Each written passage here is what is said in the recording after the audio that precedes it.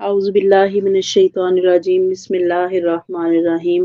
پارہ نمبر 12 چل رہا ہے جی، سورہ یوسف کا رکوع نمبر 5 آج ہم دیکھ رہے ہیں۔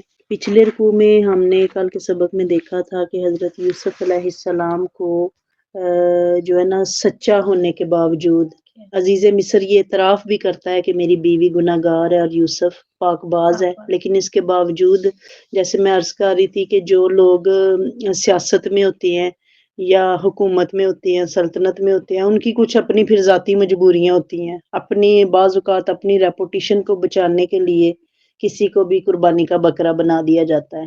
اور اس وقت چونکہ عزیز مصر کے احسانات بھی تھے حضرت یوسف علیہ السلام کی جو ذات پہ، کیونکہ اس نے آپ کی پرورش کی تھی اور بڑے ناز و نام میں اس نے آپ کو نوکروں میں رکھ کے نہیں پالا تھا۔ جیسے ہم پیچھے پڑھ رہے تھے کہ جب اس نے خریدا تھا تو اس نے اپنی بیوی کے حوالے کرتے ہوئے کہا تھا کہ اس کو محبت اور شفقت سے اپنے گھر میں رکھو، یہ ہمارے لیے فائدہ مند ثابت ہوگا اور شاید ہم اسے اپنی اولاد بنا لیں۔ یعنی اولاد کی طرح اس نے ناز و نام میں پرورش آپ کی اور پھر اس کی غیرت یہ گوارا نہیں کر رہی تھی کہ وہ بچہ جو میرے ہاتھوں کا پالا پوسا ہے، میری بیوی کی نظر التفات اس پہ رہی ہے۔ اب جب بیوی کی نگاہ کا زاویہ بدلا ہے تو وہ اس چیز کو وہ نہیں میٹر کر رہا، وہ اپنی ریپوٹیشن کو بچا رہا ہے۔ اور پھر جب حضرت یوسف علیہ السلام کے بارے میں وہ جو عینی شاہدین تھے، اس وقت جو گواہ تھے، ان کے ذریعے خبریں ادھر ادھر پھیلنا شروع ہوئیں تو پھر جو خواتین انہوں نے باتیں کرنا شروع کر دی، تو یہ پہلو بھی بڑا جو ہے نا وہ اپنے اندر ایک ایسی حقیقت رکھتا ہے کہ جو کوئی کسی دا عاشق ہوندا اسے دی گل کردا تے سہ سہ مکر بہانے کر کے مرنے اسے دے مردا، کہ یہ کام کلیہ کہ اللہ رب العزت کی ذات جس بھی انسان کے دل میں کسی دوسرے کے لیے سافٹ کارنر ڈالتی ہے تو دنیا ساری اس کے لیے قیدو بن جاتی ہے، اور وہ چیز جو ہے نا محبوب کی نظر میں محب جو ہے یا محب کی نظر میں محبوب کا جو مقام ہے وہ دنیا پھر سمجھ نہیں پاتی۔ ہم سب کو پتہ ہے کہ ہمارا جو محبوب ہے نا بس وہی محبوب ہو سکتا ہے، جو کسی کا ہے وہ ویسٹیج آف ٹائم ہے۔ یہ پہلو اللہ تعالیٰ کی ذات نے بیان فرمایا ہے کہ ہر کوئی اپنے طور پہ، ہر کوئی اپنے انداز میں بے بس ہے اور سب داغے اس کے ہاتھ میں ہیں جو مالک کل جہان کا ہے۔ ہم کسی کی بات سنتے اور دیکھتے ہیں تو ہم بڑی جلدی سے اس کو نا بیان کر دیتے ہیں، اگلے کے مقام پہ رہ کے بندہ سوچے تو پھر اسے سمجھ آتی ہے کہ بے بسی کسی کی بھی ہو سکتی ہے۔ اس وقت زلیخا بھی بے بس تھی، اپنی محبت کے ہاتھوں مجبور تھی، پھر اپنے محبت ہی انسان کو نفس تک لے کے آتی ہے، اور پھر نفس کے فریب سے نکل جانا، بچ جانا، یہ پھر بڑے کرم کے ہیں فیصلے، یہ بڑے نصیب کی بات ہے۔ تو یہ اللہ رب العزت کی ذات کا میں ایک شعر پڑھ رہی تھی اور میرے دل کو بڑا لگا کہ تم تو یوسف تھے، تم پہ تو کرم رہا خدا کا، کبھی زلیخا سے بھی پوچھا اس کا زلیخا ہونا، کہ زلیخا ہونا بھی آسان نہیں ہے، یوسف ہونا تو اللہ کا کرم ہے۔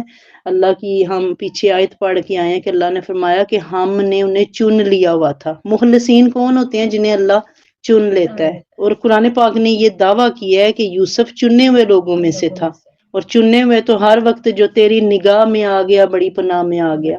جسے اللہ اپنی پناہ میں لے لیتا ہے اسے دنیا کی کوئی طاقت گزند نہیں پہنچا سکتی۔ نبی پاک صلی اللہ علیہ وآلہ وسلم یتیمی کی حالت میں پرورش پا رہے ہیں، اور ابھی سرکار کی عمر مبارک کوئی 2.5-3 سال کے لگ بھگ ہے، یا 3-3.5 سال کہہ لیں۔ تو آقا علیہ الصلوۃ والسلام وہ مکہ کی وادی میں پہاڑ ہی پہاڑ تھے، وہاں چل پھر رہے ہیں اور تھوڑا سا اپنے گھر سے دور نکل گئے ہیں، اور آپ کا چچا ابو جہل وہ آ رہا تھا کہیں سے سفر کر کے، اونٹنی پہ تھا، اس نے ذرا غور سے دیکھا کہ یہ بچہ کون ہے، پھر جب غور کرنے پہ معلوم ہوا نا کہ یہ تو میرا بھتیجا ہے، یہ تو محمد ہے، اور یہ ادھر کدھر گھوم رہے ہیں، تو اس نے اپنی اونٹنی کو بٹھایا، آقا علیہ الصلوۃ والسلام کو ایسے بازو سے پکڑا، اور دل میں کیا خیال تھا کہ ادھر کوئی گھر سے دور ہے، ماں کی نظروں سے اوجھل ہے، دادا ساتھ نہیں ہے، کوئی بھی گھر کا فرد ساتھ نہیں ہے، تو کوئی نعوذ باللہ کوئی چیز اٹھا کے لے نہ جائے، کوئی کھا نہ جائے، جنگلی جانور، کوئی بیڑیا۔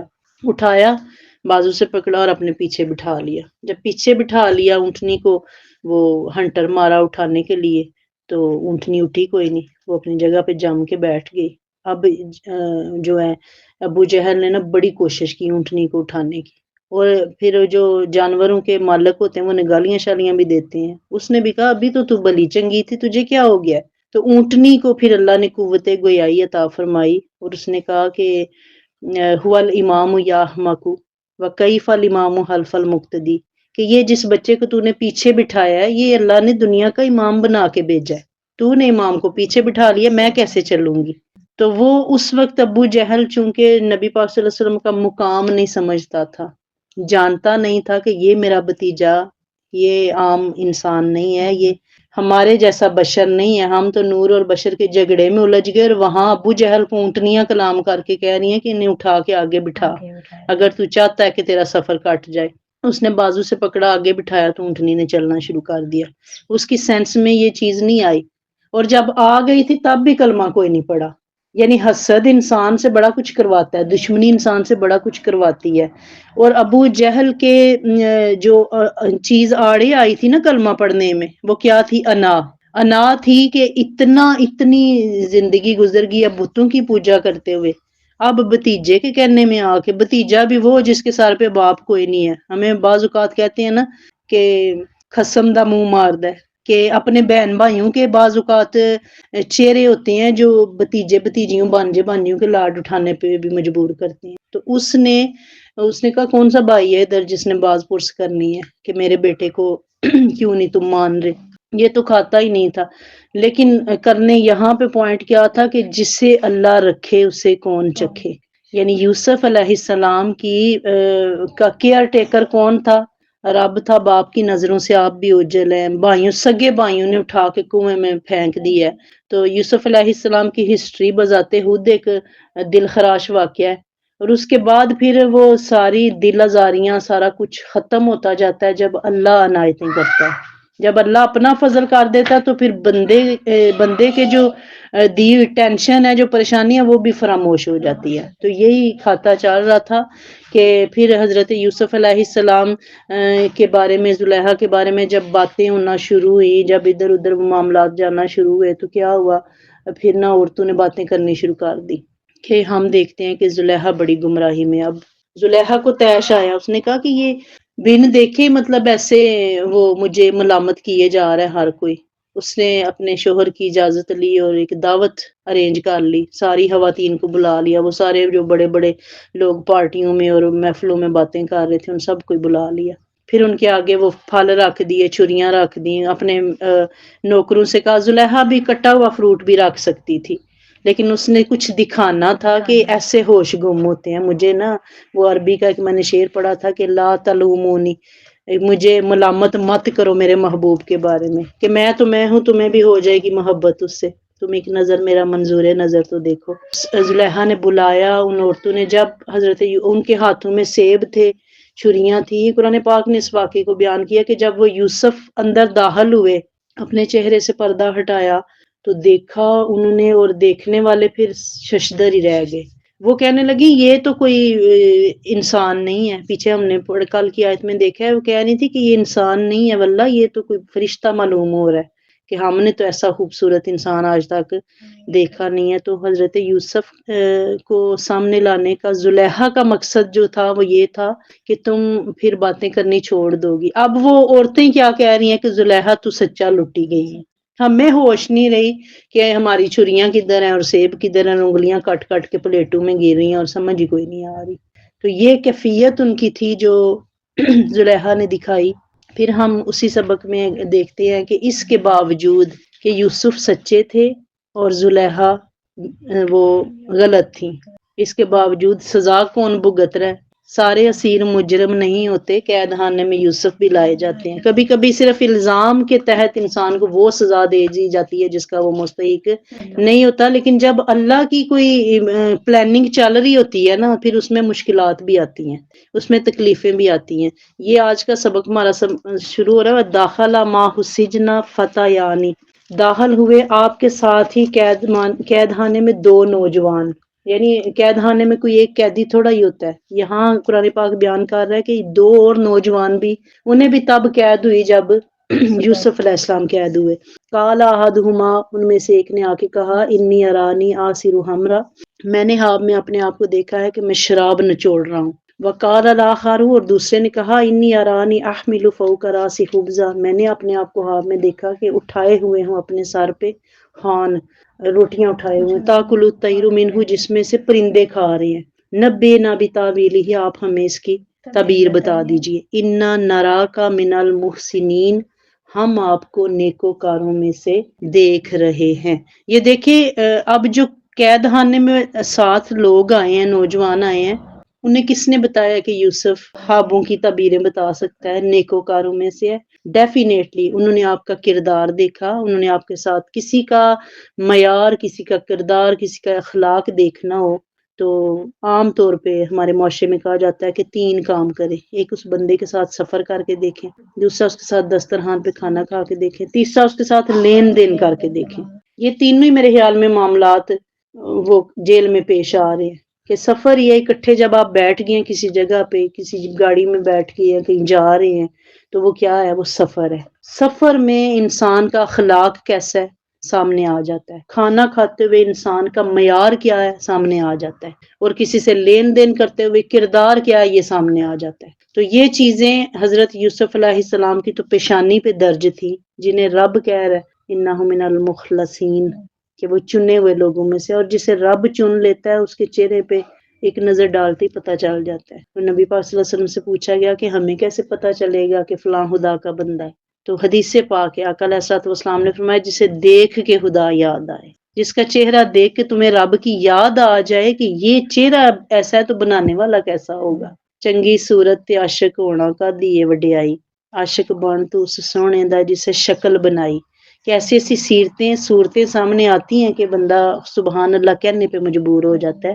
تو یہ دیکھیں وہ دونوں خواب دیکھ رہے ہیں، اور وہ اٹھ کے تو پوچھ کس سے رہے ہیں، اور بھی لوگ تھے قید خانے میں، لیکن محسنین اور مخلصین کے زاویے تھوڑے اور ہوتے ہیں۔ انہوں نے آپ سے پوچھا، آپ سے مشورہ کیا، کال آپ نے فرمایا لا یاتیکما طعام ترزقانہ، کہ تمہارے پاس جو کھانا جو تمہیں کھلایا جاتا ہے وہ آئے گا، الا نباتکما بتاویلہ، اس سے میں تمہیں تعبیر بتا دوں گا، تعبیر بتا دوں گا، قبل یاتیکما، اس سے پہلے وہ تمہارے پاس آئے، یعنی کھانا کھانے سے پہلے۔ آپ نے وقت کتنا لیا ہے؟ کھانا کھانے سے پہلے، یعنی فوری طور پہ کوئی بھی صاحب علم جو ہے نا وہ فیصلہ نہیں کرتا، وہ بھی تھوڑی دیر سوچے گا پھر تعبیر بتائے گا۔ آپ نے بھی فرمایا کہ تھوڑی سی دیر، حضرت یوسف علیہ السلام سے وہ پوچھ رہے ہیں تو آپ نے کیا فرمایا کہ تھوڑی دیر کے بعد، جب یعنی تمہارا کھانا آئے گا جیل میں، تو تمہارا کھانا کھانے سے پہلے میں تمہیں یہ تعبیر بتا دوں گا۔ ذالکما مما علمانی ربی، یہ ان علموں میں سے ہے جو مجھے میرے رب نے عطا فرمایا ہے۔ انی ترکت ملت قوم لا یؤمنون باللہ، میں نے چھوڑ دیا ہے اس دین کو یا اس قوم کا دین جو نہیں مان لائے اللہ پر، وہم بالآخرۃ ہم کافرون، نیز وہ آخرت کا انکار کرنے والے ہیں۔ یہ حضرت یوسف علیہ السلام دیکھیں ساتھ پھر 2 کام کر رہے ہیں، ایک آپ ان کی تعبیر کی بات کر رہے ہیں اور ایک اپنے دین کا بھی پرچار کر رہے ہیں۔ یہ اب بندہ سوچے کہ 11 سال کے یوسف تھے جب وہ کنویں میں ڈالے گئے، پھر وہ ان کی پرورش ہوئی کہاں؟ عزیز مصر کے وہ محل میں، وہ کب سکول گئے، وہ کب کسی مدرسے کے طالب علم بنے، کب ان کا کوئی استاد مقرر ہوا؟ ایسا کچھ بھی نہیں ہے۔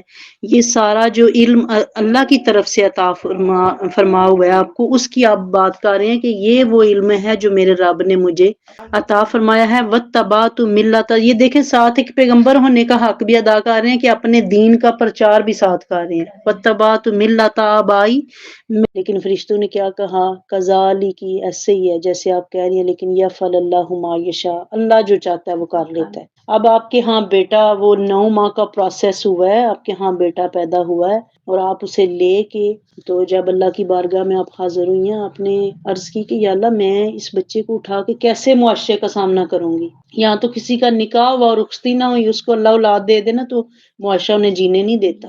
تو وہ جس کا سرے سے نکاح ہی نہیں ہوا، وہ کانپ رہی ہیں، ڈر رہی ہیں کہ یا اللہ یہ بچہ تیری رحمت کی نشانی ہے، میں جانتی ہوں میں گناہ گار نہیں ہوں، تو جانتا ہے میں گناہ گار نہیں ہوں، لیکن دنیا کو کیسے بتاؤں گی؟ تو اللہ رب العزت کی ذات نے فرمایا کہ مریم تجھے کچھ نہیں کرنا پڑے گا، تو اس بچے کو اٹھا اور اپنی قوم میں واپس جا. عزتیں و تو عز من تشا و تو ذل من تشا، وہ جسے رب عزت دینے کی ٹھان لے اسے ساری دنیا بدنام کرتی رہے. جب آپ کا کردار میلا نہیں ہے تو کوئی اٹھا کے چوراہے پہ بھی لٹکا دے ہاں، تب بھی شرم جن کی آنکھ میں ہوگی وہ نظریں جھکا لیں گے اور کہیں گے نہیں نہیں یہ بندہ ایسا نہیں ہے. جن کو رب توفیق دے گا کہ وہ حق کا ساتھ دیں.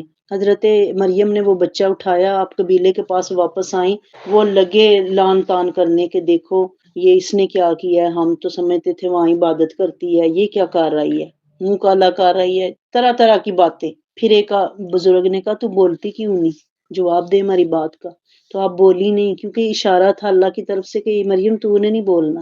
جب سچا ہو انسان تو پھر قدرت بولتی ہے. اللہ نے کیا فرمایا، مریم تو چپ رہ اور اس بچے کی طرف اشارہ کر. آپ نے اس بزرگ کو کہا کہ اس سے پوچھیں، اشارہ کیا، گود میں بچہ تھا. تو وہ لگے اپنا سر پیٹنے، انہوں نے کہا دیکھو اب نیا ڈرامہ، کہتی ہے 3 دن کا بچہ ہے، اس سے پوچھیں.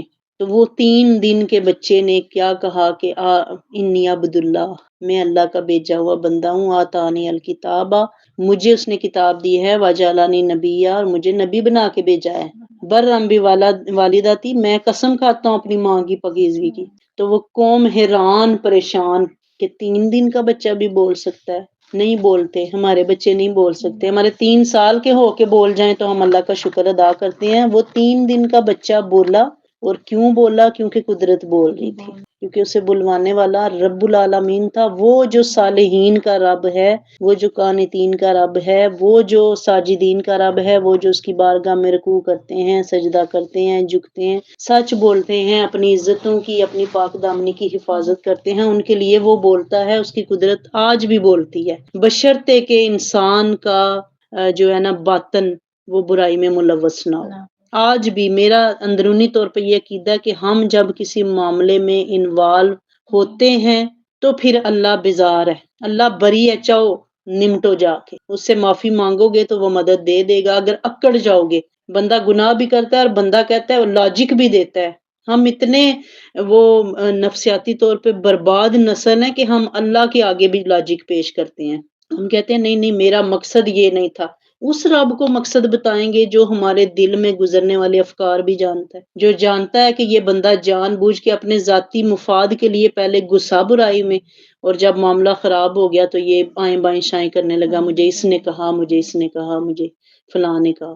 تو جب ایمان کا تقاضا کیا کہ جب انسان برائی سے بیزار ہوتا ہے، اللہ نے قرآن پاک میں آیت مبارکہ بیان فرما دی ہے، وَمَن یتق اللہ یجعل اللہ لہ مخرجا ویرزقہ من حیث لا یحتسب. ہمیں سب سے بڑا خوف ہوتا ہے کہ ہم حق پہ چلیں گے تو ہمیں یہ رشتہ دار بھی چھوڑ جائے گا، یہ بہن بھائی بھی چھوڑ جائے گا.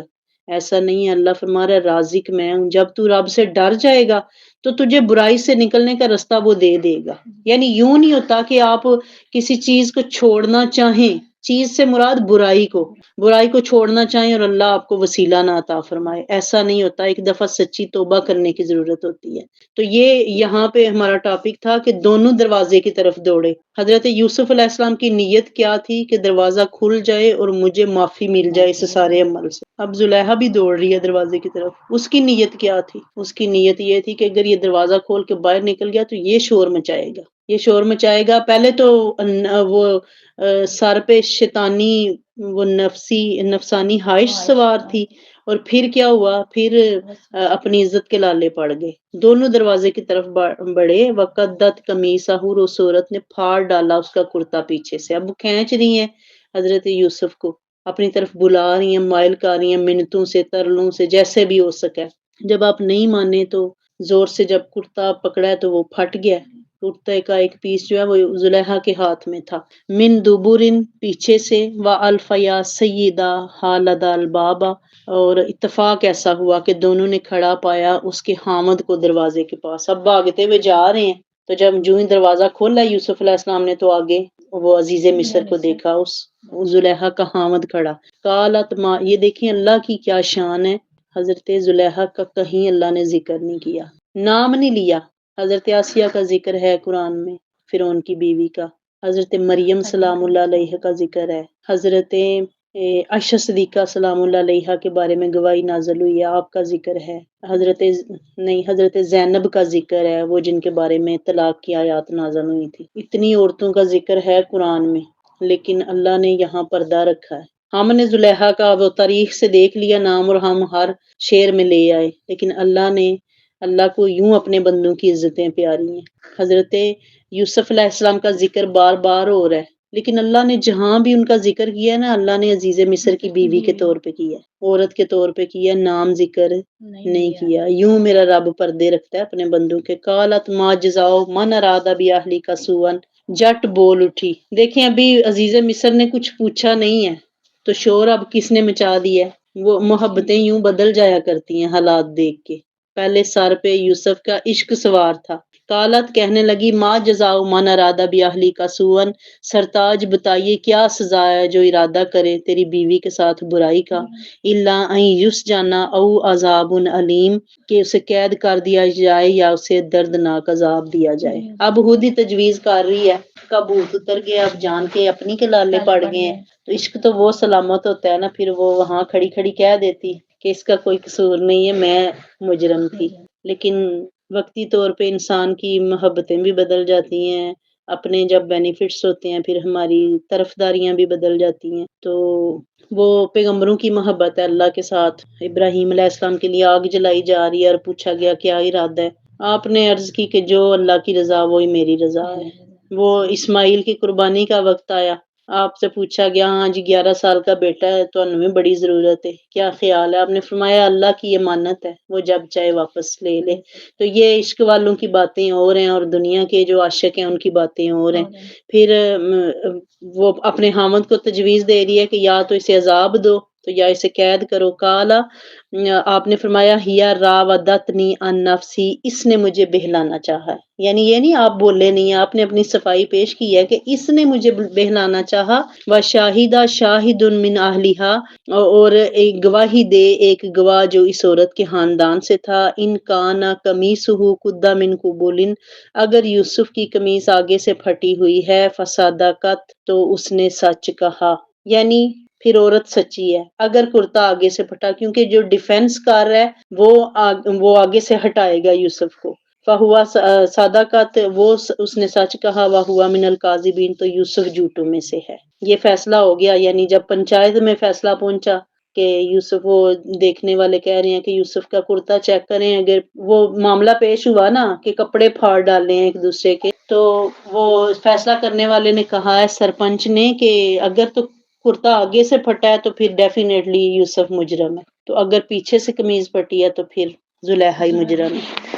وَإِن كَانَ قَمِيصُهُ قُدَّ مِن دُبُرٍ، اگر اس کی قمیض پھٹی ہو پیچھے سے، فَكَذَبَتْ، تو عورت جھوٹ بول رہی ہے، وَهُوَ مِنَ الصَّادِقِينَ، اور مرد سچا ہے۔ فَلَمَّا رَأَىٰ قَمِيصَهُ، جب عزیز، پہلے تو اس نے بھی غور نہیں نہ کیا، پھر عزیز مصر نے رَأَىٰ قَمِيصَهُ، قمیض دیکھی، کرتا دیکھا یوسف علیہ السلام کا، قُدَّ مِن دُبُرٍ، پیچھے سے پھٹا ہوا، کالا، کہنے لگا انہ من کیدکن، یہ عورتوں کا فریب ہے، یعنی وہ سمجھ گیا کہ یہ میری بیوی کی چال ہے۔ ان کیدکن عظیم، بے شک عورتوں کا فریب بڑا خطرناک ہے۔ قرآن کہہ رہا ہے کہ عورتیں جو ہیں ان کے فریب ہمیشہ ہی خطرناک ہوتے ہیں۔ یوسف آردن ھذا، یوسف پاک باز، یہ عزیز مصر کہہ رہا ہے کہ آردن ھذا، اس بات کو جانے دو، وَاسْتَغْفِرِي لِذَنبِكِ، اور اے عورت اپنے گناہ کی معافی مانگ، اِنَّكِ كُنتِ مِنَ الْخَاطِئِينَ، بے شک تو ہی قصورواروں میں سے ہے۔ صدق اللہ العظیم۔ اب یہ دیکھیں عزیز مصر پہ معاملہ عیاں ہو گیا ہے، لیکن سلطنت پہ جو لوگ ہوتے ہیں، اونچی جن کی قسمت اور اونچے جن کے بخت ہوتے ہیں زمانے میں، انہی کے امتحان سخت ہوتے ہیں۔ عزیز مصر بادشاہ ہے، اور اگر بادشاہ باہر نکل کے لوگوں میں کہہ دیتا کہ میری بیوی مجرم ہے، اس کی بادشاہی کہاں رہتی؟ اور قدرت کی یہ منشا بھی نہیں تھی۔ اللہ نے حضرت یوسف علیہ السلام کو بھی بھیجنا تھا قید خانے میں۔ ایک آپ پہ مشکل آئی جب آپ کنویں میں گرے، اس کنویں سے اللہ نے نکال کے عزیز مصر کے گھر میں بھیجا، وہاں کچھ عرصہ رہے، اور آپ تب 21-22 سال کے خوبرو نوجوان بن چکے تھے، اور وہاں سے پھر اللہ نے اٹھایا آپ کو، اور ابھی منزلیں دینی تھی نا، تو منزلیں یوں ہی تھوڑے مل جاتی ہیں کہ بغیر کسی محنت کے بندہ اٹھا چھلانگ لگائی اور اگلی منزل پہ۔ اور وہاں پہ کوئی تکلیف نہیں آئی، ادھر سے اٹھا اور اگلی منزل۔ جس کو رب نے منزلیں دینی ہیں، جس کو رب نے چن لیا ہوا ہے، پیچھے اللہ ہی بیان کر رہا ہے کہ ہم نے مخلصین میں سے بنا لیا انہیں، تو بندہ سوچے کہ جو چن لیا گیا ہے، پھر اس پہ عذاب کیوں، پھر اس کے لیے تکلیفیں کیوں، پھر اس کے لیے مصیبتیں کیوں؟ لیکن اللہ نے یہ کائنات جو ہے نا، یہ آرام گاہ بنائی ہے کافر کے لیے، مومن کے لیے تو یہ نرا قید خانہ ہے۔ مومن تو وہ شاکر شجاع آبادی سے کسی نے پوچھا کہ آپ کبھی گھبرائے نہیں، معذور ہیں، 4 بیٹیاں ہیں جوان، غربت ہے لک لک، تو آپ کبھی پریشان نہیں ہوئے؟ تو آپ نے کہا تھا اتھاں بوگ جو بوگے ہیں اتھا کوئی تے جزا مل سی، تے کیڑے سارے لے ویسن نبی مل سی خدا مل سی۔ مومن کی یہ شان ہے کہ وہ اڈیق رہا ہے کب یہ پنجرہ ٹوٹے۔ یہ ہم کہتے ہیں جان مٹھا اگلا کنے ڈٹھا، ہم نے اگلا جہان دیکھا نہیں، اس لیے ہمیں نہیں پتا کہ اس کی کیا وہ فیسینیشن ہے، لیکن وہ جو اڈیق رہے ہیں بن دیکھے، اللہ پہ غیب کے ذریعے ایمان لانا اور غیب کا ایمان رکھنا، یہ ہمارے ایمان کا حصہ ہے کہ ہم نے عذاب اور جزا کو دیکھا نہیں، پھر بھی ہمارا ایمان ہے کہ ایک دن آئے گا، نیکوکاروں کو ان کی کا اجر ملے گا، بدوں کو ان کی جزا ملے گی۔ تو یہ جو اڈیق رہے ہیں، جن کو پتہ ہے کہ یہ 60-70 سال کیا میٹر کرتے ہیں، ہم جتنی بھی طویل زندگی جی لیں ہم نے بلاہر جانا ہے دنیا سے، تو وہ پھر اپنے قبلے سیدھے رکھتے ہیں۔ اور جن کو اس چیز میں ڈاؤٹ ہے کہ خیر یہ سارے مر گئے نے، اسی مر جائیں گے تو کی ہوئے گا، وہ پھر قدم قدم پہ ٹھڈے کھاتے ہیں۔ تو مخلصین جنہیں رب چنتا ہے انہیں پھر تکلیفیں بھی آتی ہیں، انہیں پھر آزمائشیں بھی آتی ہیں، لیکن ایسا نہیں ہوتا کہ وہ سدا آزمائشوں میں رہتے ہیں۔ یعقوب پہ کتنی بڑی آزمائش تھی، اتنے بیٹے ہیں، آگے پیچھے پھر رہے ہیں، چل رہے ہیں، کوئی پانی کا پوچھ رہا ہے، کوئی کندھے دبا رہا ہے، کوئی ٹانگوں ان کو مالش کر رہا ہے، کوئی کچھ کر رہا ہے، کوئی محبت کا اظہار کر رہا ہے۔ جنہوں نے حسد کیا انہوں نے بھی محبت کی بنا پہ کیا، ان کا کیا عزم تھا؟ یہ نہیں تھا کہ 12 میں وہ ایک کھیت بانٹا جائے گا تو تھوڑی زمین ہوگی، 11 ہوں گے تو زیادہ ملے گی، یہ تو مطمع ہی نظر نہیں تھا۔ ان کا مطمع نظر یہ تھا کہ یوسف ہے سامنے، ہم نظر ہی نہیں آتے باپ کو، تو وہ حسد تھا، ان کی محبت تھی اپنے باپ کے ساتھ۔ لیکن حضرت یعقوب علیہ السلام کی آزمائش کی اتنے بیٹے پاس ہیں، لیکن ایک یوسف کی آنکھ میں ہر وقت آنکھ سے آنسو جاری رہتے ہیں۔ آپ کھاتے بھی ہیں، پیتے بھی ہیں، اللہ کی عبادت بھی کرتے ہیں، چلتے پھرتے بھی ہیں، لیکن وہ دل میں جو غم بیٹھ گیا وہ کسی پاس سے نہیں لگ رہا۔ ان پہ بھی آزمائش تھی۔ یوسف جو اپنے گھر والوں سے بچھڑ کے، آپ غور تو کریں، کبھی اس سینیریو میں جائیں تو صحیح، واپس اس کو آنکھیں بند کر کے تصور تو کریں کہ ایک بچہ باپ کی آنکھ کا تارا ہے، جسے ایک منٹ وہ اپنی نظروں سے اوجھل نہیں کرتا، اور اس کی بولیاں لگ رہی ہیں، کبھی کہیں اس کے پیسے لیے جا رہے ہیں، بیچا جا رہا ہے، اور کبھی کہیں جب باپ کا سایہ شفقت سر پہ نہ رہے تو دنیا بولیاں ہی لگاتی ہے، پھر چاہے وہ کسی بھی معاملے میں ہوں۔ تو ہم تب تک ہی مامون ہیں جب تک ہم والدین کے سائے میں ہیں۔ اللہ یہ سائے سلامت رکھے، اور اللہ ہمیں قرآن پاک سے وہ سمجھنے کی توفیق عطا فرمائے جو یہ عظیم کتاب ہمیں سکھانا چاہ رہی ہے۔ اب یہاں جو اینڈ ہو رہا ہے وہ کیا ہے کہ عزیز مصر کا یہ آگے بات چلے گی کہ عزیز مصر کہہ رہا ہے حضرت یوسف علیہ السلام سے کہ یوسف تو پاک باز ہے، میں جانتا ہوں۔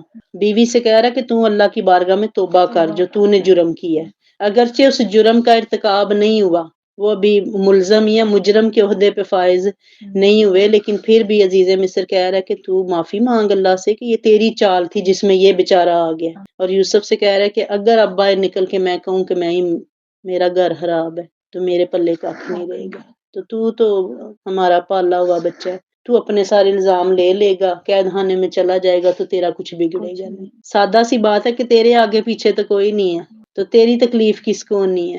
تو وہ بھی اس بات سے بے خبر ہے نا کہ یہ چال نہیں ہے، تمہاری طرف سے چال ہوگی، یہ تو میرے رب کا قانون ہے کہ اس نے ابھی یوسف کو ایک اور تکلیف دینی ہے، اس نے ابھی پھر اچھا یہ تکلیف دے کے رب پھر گواہی دے رہا ہے۔ یہاں ہم نے پیچھے ایک آیت پڑھی، انہ کان من المخلصین، کہ یوسف مخلصین میں سے ہے، چنے ہوئے لوگوں میں سے ہے۔ ایک دفعہ یہ آیت پھر آئے گی کہ جب وہ کنویں سے نکل کے عزیز مصر کے گھر میں تھا، اس پہ وہ الزام لگ رہے تھے، تب وہ مخلصین میں سے تھا، اور اب جب وہ تخت مصر پہ بادشاہ بن کے بیٹھا وہ تب بھی مخلصین میں سے ہے۔ تو اس لیے اللہ رب العزت کی ذات ہمیں مخلصین کے زمرے میں شامل فرمائے، بیماروں کو شفا عطا فرمائے، وما علینا الا البلاغ۔